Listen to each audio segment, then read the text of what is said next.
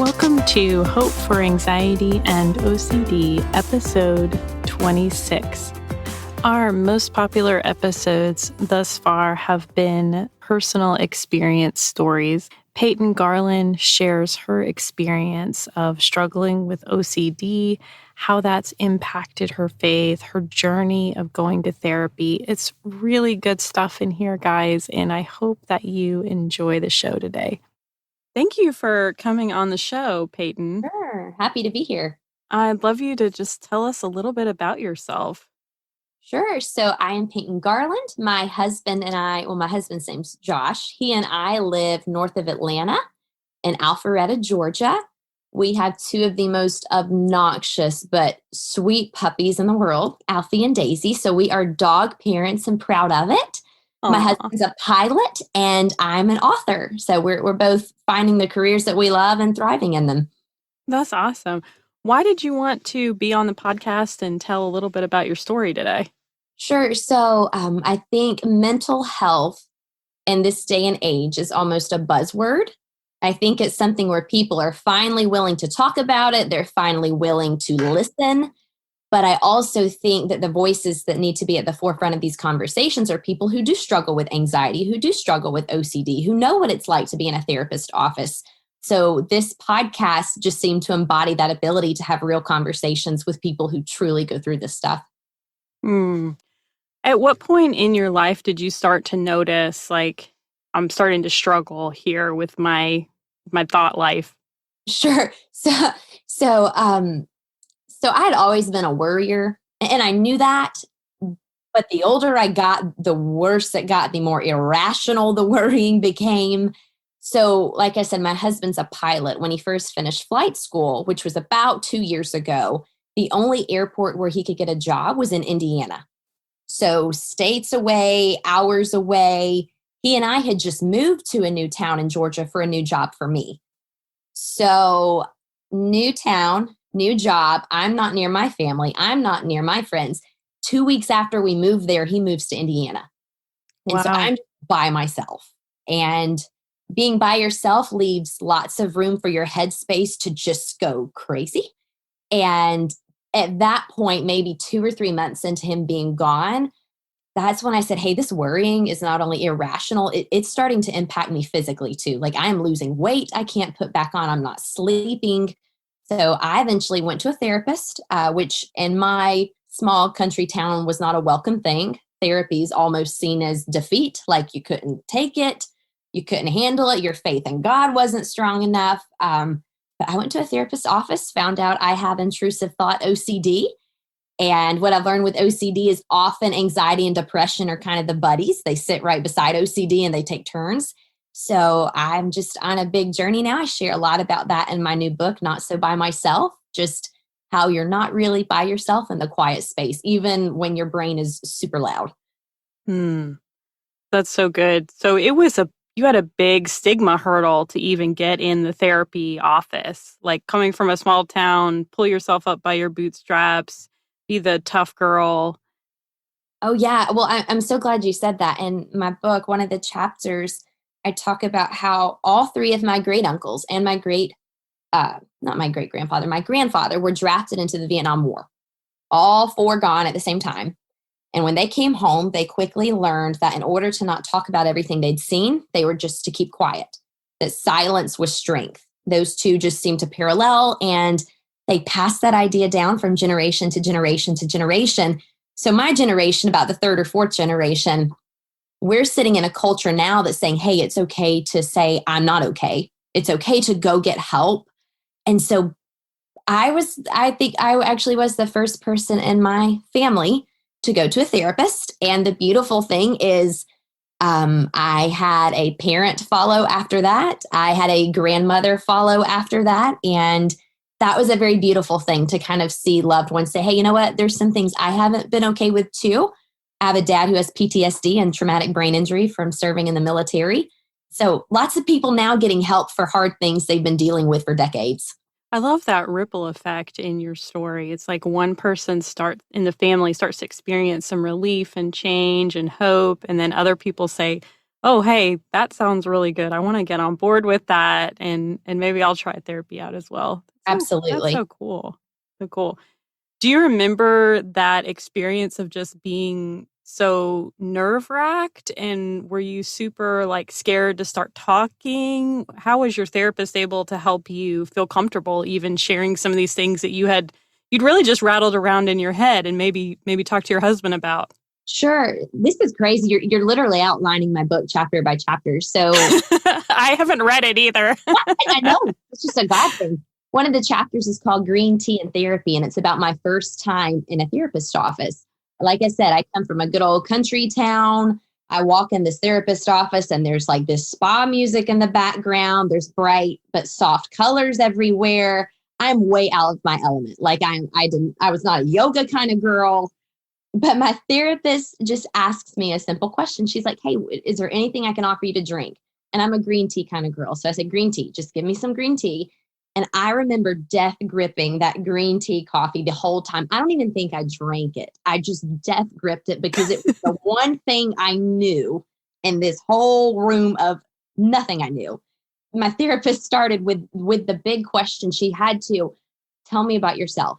Like, I got to know what goes on in your head, what's going on in your heart and your spirit and your family. When I left, I had no mascara left on my face. I mean, I did, but it was like down to my chin, on my neck. I still hadn't touched the green tea. Like, it was just an hour of me just unearthing everything that had been there for over a decade, honestly. So it was a wild, uncomfortable, but relieving experience all at once. It was a whirlwind for sure.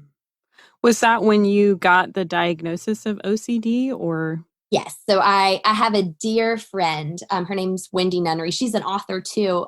She has it. And I had met her for coffee one day, and we hadn't been friends for long. And she was just vulnerable enough to say, "Yeah, I struggle with intrusive thought OCD." And she was telling me all the things she worries about. And I went, "Oh my goodness." Like, I think, number one, I went, "I'm not by myself," because I've been thinking some off the wall things and I can't talk myself down from them. I'm always afraid I've ran people off the road. I overthink being near knives. I overthink changing a child's diaper, like all of these things that I just thought I was literally psychotic. Like, there was some serious problem. This wonderful woman of faith is sitting in front of me, a mother, a thriving wife, and she just lists everything that's been rattling in my head for years. And so I Wow. sat back, still wasn't sure about therapy, but kind of had pinned that had to be what I had. And once Josh left, and it was very, very unhealthy, like I was just in a place where I wasn't functioning, I said, we got to get help. And that's exactly the diagnosis I received. Hmm. So in some ways that was probably a little bit relieving to know what you were dealing with, because when people don't know what they're dealing with, then they throw all kinds of vernacular labels on themselves. Right. Well, so my dad, has PTSD, and he had that when I was growing up, so I was around it. But PTSD almost stems from something very traumatic, which is what happened with him in the military and his line of work. But for me, nothing traumatic had actually happened to me. And I couldn't figure out why I was having a hard time. Like, as a good kid with good grades and a good family, I mean, we had struggles with what my dad went through, but I must have been a bad person if I couldn't control what was going on in my head. So the level of relief and the pressure that just fell off me was a God thing. There was no way around that. Did you struggle spiritually during that time? Like, why has God allowed me to struggle with this, and those kinds of questions maybe that people with OCD face? Yeah. I'm just going to send you my book when this is over, because my fourth chapter is called Church Games. And so, again, I grew up, and not hating by any means on denomination, on region, but I went to a very small brick and mortar countryside church. Women were told not to speak. I was told it was King James, or it was literally not the Bible, and how dare you touch it. Women cannot lead worship. I grew up in such a rigid church culture that when you combine that with OCD, you're quite terrified of God. Like, I got a credit card in the mail, or a debit card, a few months ago, and my security code, well, I guess I can't say it, but it had lots of the apocalyptic kind of numbers going on. And I literally almost sent that back in the mail. I was like, "No, we can't use that. Like, I can't touch that."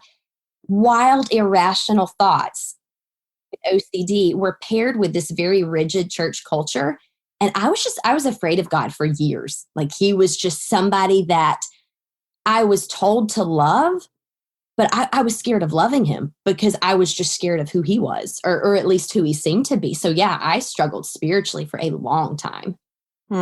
Like maybe tying into some of the obsessions, like, is God mad at me or am I going to go to hell? Exactly. Very perfection oriented. But like I said, not just a perfectionist with OCD, which can take on a completely different level of fear, anxiety, and all the like.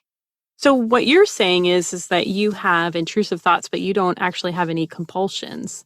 Is that Ooh, correct? Or so I do. It's funny. So there's several different branches of OCD, like intrusive thought OCD. There's harm OCD, contamination OCD. With me, I do have a form of contamination OCD. I always had. I washed my hands a lot as a child. If I spilled anything on me, like a chemical, I couldn't clean. Cleaning panicked me. I was afraid to be near chemicals. So when COVID hit, my contamination OCD, the compulsions went through the roof. Like I'd always been a hand washer. I'd always been a clean person. But I started, which this is its own form of OCD probably, I started keeping a chart of how often I washed my hands. When the world shut down and we went home, I washed my hands an average of 57 times a day. And I spent 2+ hours a day following through on compulsions with cleaning, with mopping, with wiping everything down, with wiping my hands down, my phone down, just putting Josh in a Clorox fog as soon as he came through the door. So there are definitely compulsions, but I see them most with the contamination OCD. okay.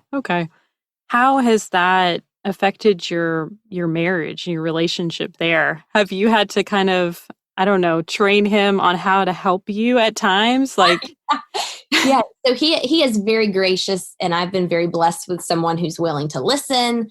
He is mentally a very strong man, which is fantastic. So like obviously he worries about things, there's hard things for him, but he is very mentally just stable, which is what I need. I'll be honest, when we first got married is when it really started kicking up. I've learned change kind of messes with my OCD, like getting married, buying a house. I just gotten a new job, just all the things. And bless his heart, he just thought it was birth control. He thought maybe it was him. I thought it might have been him. We didn't know. So maybe only a few months later is when the piloting thing happened and he was gone and I got help. So for us, it's funny, but for him, it was a breath of relief when I found out I had OCD. He went, oh, okay, it's not me. It's not like something else not that we can fix OCD, but we now have something we can work with. sure. So we have a name and a face to it. And he has learned, he's been so good. And it's not, what I love about him is he respects when I'm having anxiety. He respects when there's a compulsion where I'm just like, I have to follow through with it. There's no way around it. But he also calls me to work through compulsions. He calls me to say, hey, let's take a step back and rationally talk ourselves down from this. Like, we don't have to wash our hands 5 times in a row. Listen, we can do 4 and walk away. It's okay. So there's been a little bit of training on his part, but he's really been gracious. And I've been very thankful for that. That's awesome. Yeah, we talked about kind of how to support your anxious spouse on a previous episode. So I was curious about your experience on that. Yeah, for sure. What was that process like of finding tools and strategies and things to help you, like in therapy? Was that really hard? And what kind of therapy did you utilize? Sure. Yeah. So my therapist and I, we do brain spotting. Okay. And just for, I don't know who all knows, but literally I find a spot in the room where my brain just kind of seems to be at peace and at tune. I like natural light. My brain and my eyes always go to a window where there's natural light.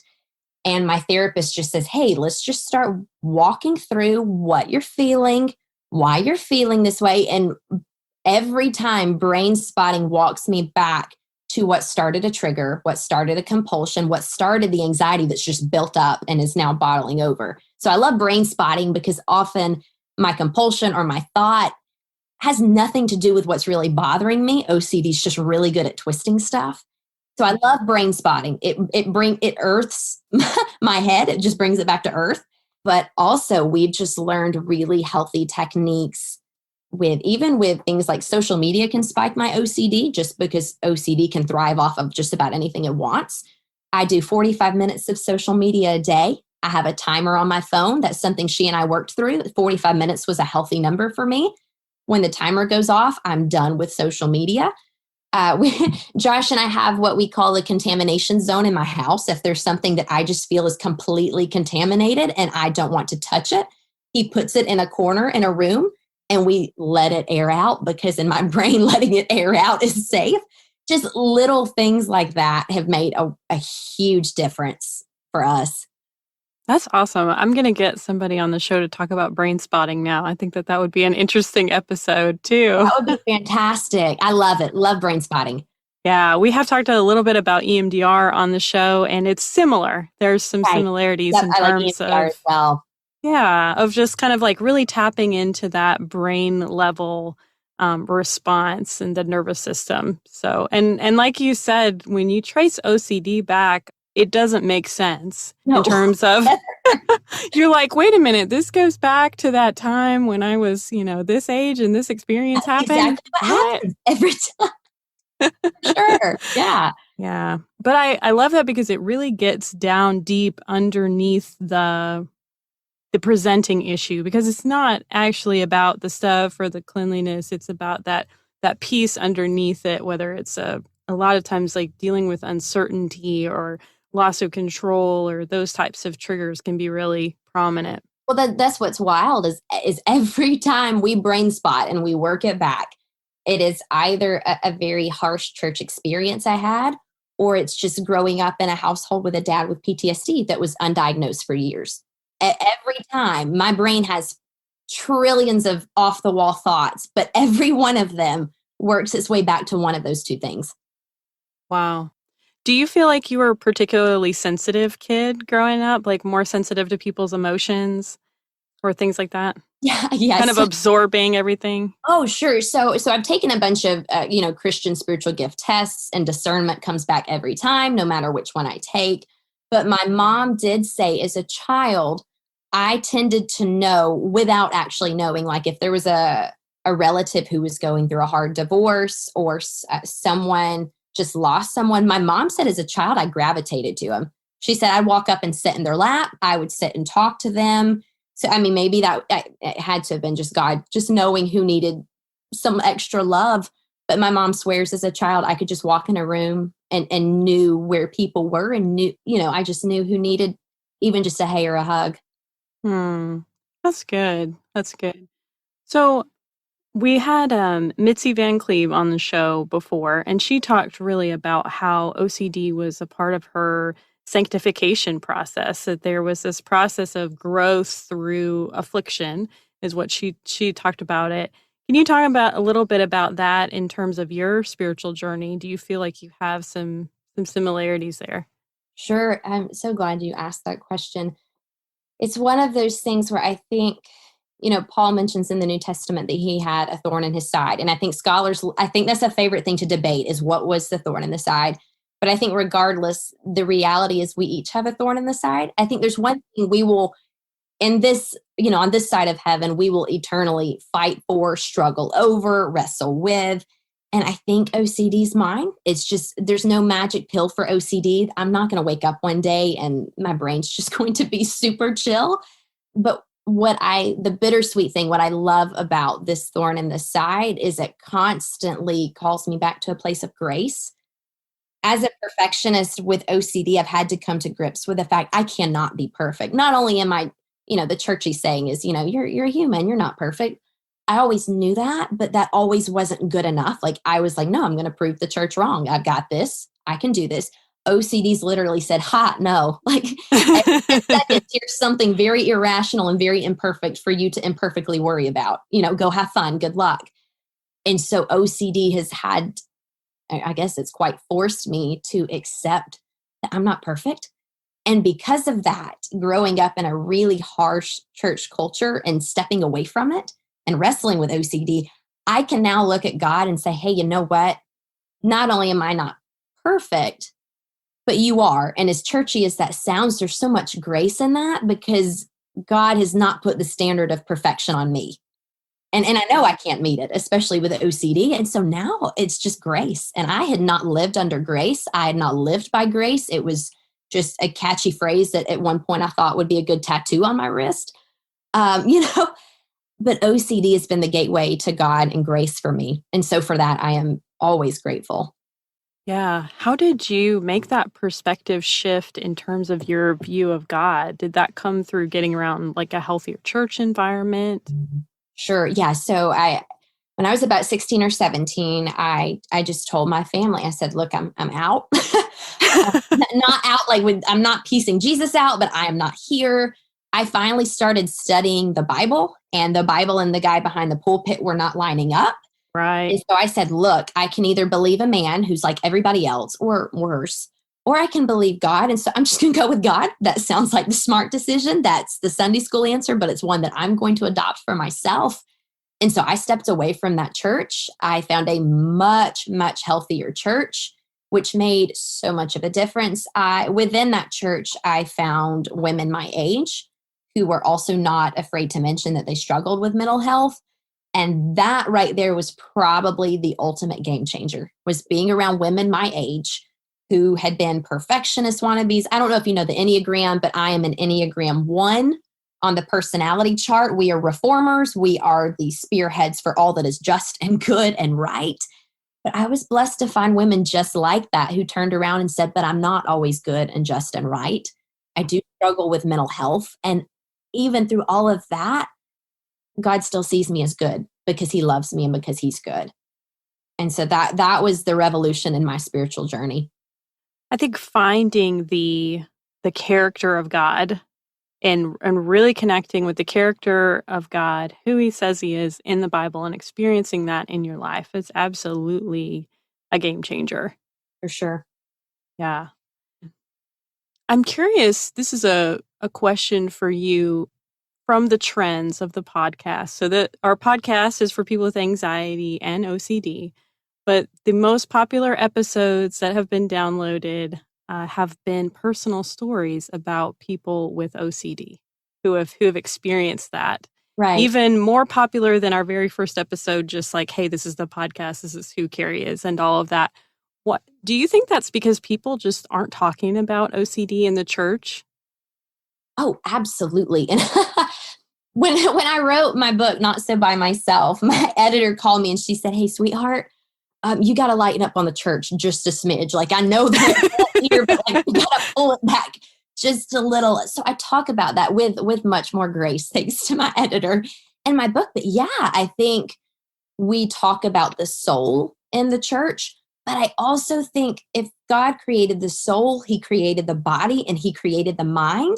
And we are called to honor all three of those. We are called to keep all three of those healthy, to keep them in check. Iron sharpens iron. I think mind, body, and spirit. And I don't know where the disconnect happened with the church. In that aspect, I don't have a clue.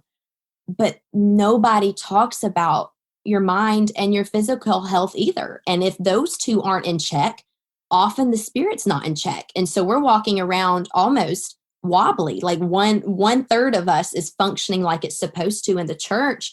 And we wonder why things still feel like they're falling apart. And they're not working. Right. Yeah. And this concept, which I'm still just in awe of and wrapping my mind around, is like the Holy Spirit lives in me, like in my body. That is just really blows my mind. So I'm like, so does how I treat my body, that has to interact with my spirit. I know it doesn't change the Holy Spirit. I'm not saying that. But I mean, how I interact with my body changes like my spiritual health. It affects my spiritual health as well, and my emotional health and physical health. It's just all interconnected. Absolutely. And I think you're right. I think we do try to look at those things separately and don't interact them with each other. And if we want to be more healthy spiritually, we also have to be more healthy emotionally and physically. It just makes sense. Yes, so, I agree. I love that. Talk with us about this concept in your book of not being alone. That seems to be a big thing for you. Why did you title the book the way that you did, and how does that incorporate with what you wrote about? So I think OCD was probably one of the most isolating things in my life. Like I said, even growing up, I was a worrier. My friends called me the worrier. I was the mom friend. Like I was always 45. but I was always isolated because I was the mom. I was the worrying one. I was the one who could not just ever let loose and have fun. Now, not in the name of sinful pleasure, but I was just never relaxed. I can never breathe.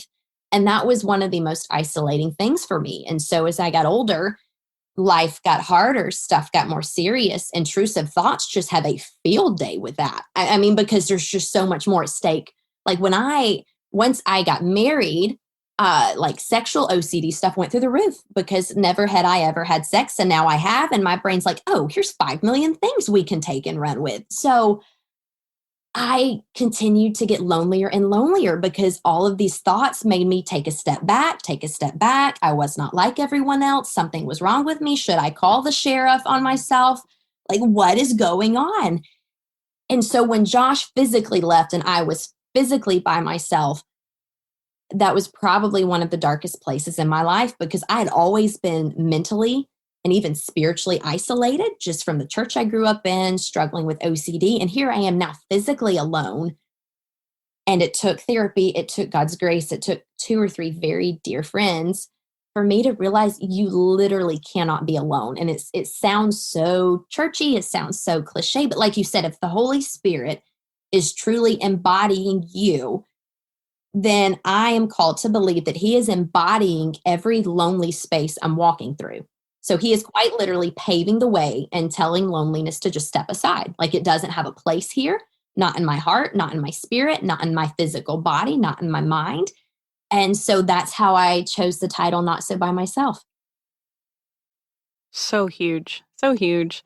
I hope that as people hear this podcast and these stories that they recognize that within themselves too. Like I'm not alone.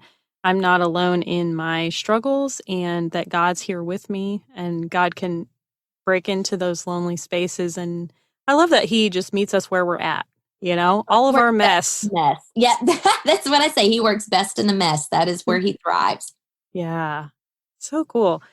Towards the end of the podcast, I like to ask our guests to share a story of hope, which is a time where you received hope from God or another person. Oh, that is such a good one. So OCD is just, oh, it's wild. So harm OCD for me, I'm always afraid I've ran people off the road. I'm always turning my car around to make sure I haven't ran anybody off the road.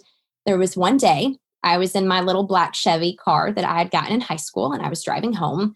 And I just had one of those intrusive thoughts of I tried to pick up my phone because someone was calling me. And I thought, oh my gosh, like for those 5 split seconds, you have no idea if you were looking at the road, what could have happened. So I just hit the brakes. It's a quiet country town, but I still hit the brakes in the middle of the road. And I went to whip my car around and somebody sideswipes me because I'm irrationally flipping my car in the middle of the street. And I thought, oh my word, I have just caused a wreck. I have no clue if this person is okay. I don't know how I'm going to tell a cop I have intrusive thought OCD, and that's why I've had a wreck.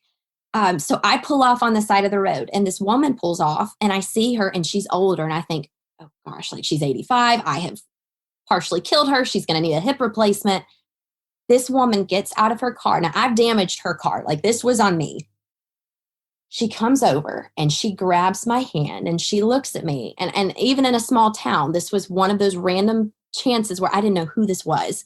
She said, I just want you to know that this is God's providential hand, that you're safe and I'm safe.